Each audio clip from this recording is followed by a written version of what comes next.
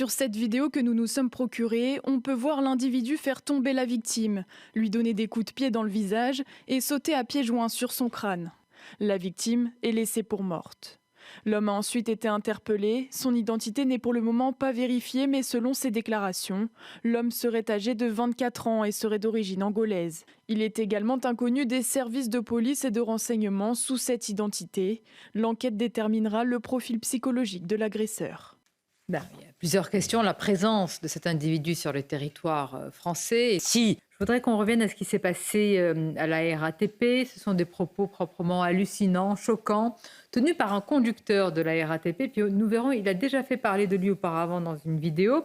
Alors ce qui est incroyable, donc ça se passe dans un terminal de bus, vraisemblablement, je suis prudente, une femme ne veut pas descendre lors du terminus, au terminus, et le chauffeur réagit. Alors lui, vous allez voir comment il réagit. Il l'insulte. Enfin, franchement, c'est plus que des insultes, vous allez voir. Il se filme lui-même. C'est ça qui est incroyable. Oui, c'est ça, c'est incroyable, je suis d'accord. Et il la poste sur les réseaux sociaux. Peut-être croit-il, je ne sais pas ce qu'il peut croire. La disparition on a du mal d'être dans la tête de ces personnes-là. Et évidemment, il a une avalanche de réactions. Tout cela est résumé par Tony Pitaro.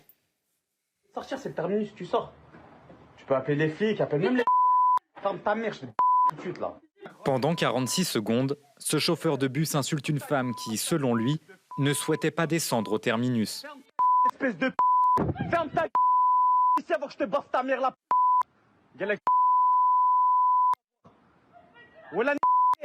Des insultes extrêmement violentes qui choquent ces Parisiennes. Que ça soit un chauffeur de bus ou pas un chauffeur de bus, t'as pas insulté quelqu'un comme ça? C'est quelqu'un qui est censé assurer notre sécurité, quelque part. Et là, quand on voit des choses comme ça, c'est sûr que, bon, ça donne pas forcément envie de continuer à prendre le bus. Déjà, c'est pas normal qu'un être humain s'en prenne à quelqu'un comme ça, et encore moins dans un cadre professionnel comme ça, enfin, c'est inadmissible. Des propos condamnés par la présidente de la région Île-de-France, Valérie Pécresse.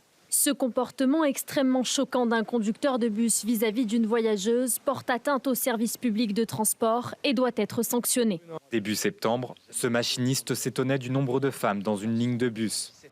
C'est incroyable, c'est un four à meuf. Il n'y a que ça. Voilà, t'es marié, t'es en couple, t'es mort.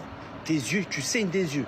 À tout moment, il y a une meuf qui te sourit. À tout moment. La RATP a condamné avec la plus grande fermeté ces agissements et assure que l'homme fait l'objet d'une procédure disciplinaire.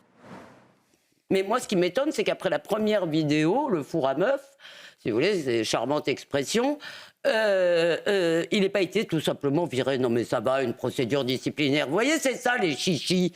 C'est-à-dire que ce type n'a rien à faire à la RATP. Je veux dire, il aura bien sûr... Voilà. Comment ? En fait, la question, c'est comment même il a pu être recruté.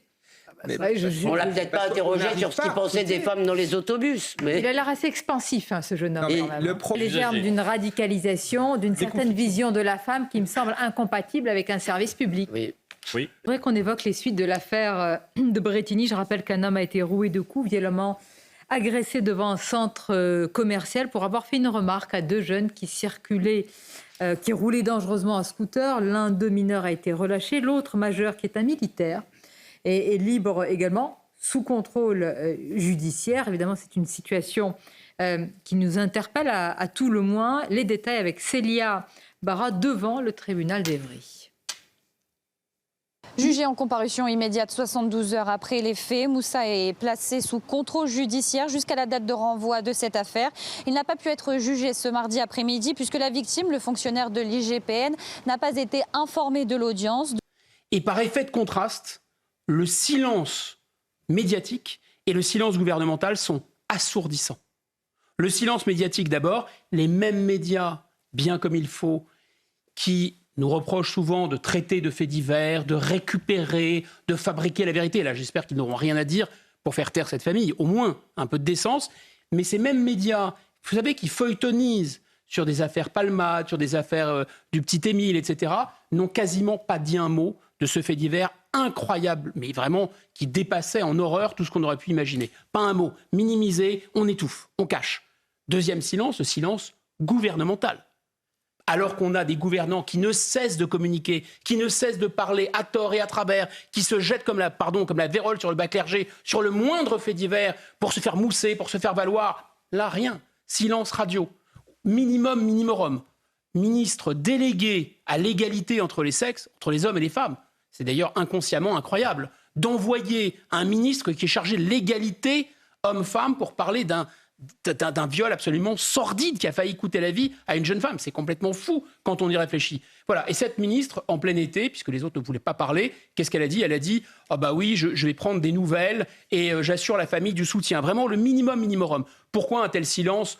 Les raisons sont évidentes. C'est-à-dire la défense de l'état de droit. L'État, l'exécutif n'a pas le droit de parler de ça, puisque présomption d'innocence, puisqu'indépendance des juges. Ensuite, on va probablement refaire le coup du déséquilibré. On va voir d'ailleurs ce qui sera jugé. Mais il y a l'idée que c'est la fatalité, que ce genre d'événement, voilà, c'est le sort qui en a décidé ainsi. On ne peut pas commenter des choses qui relèvent du fait divers ou du hasard.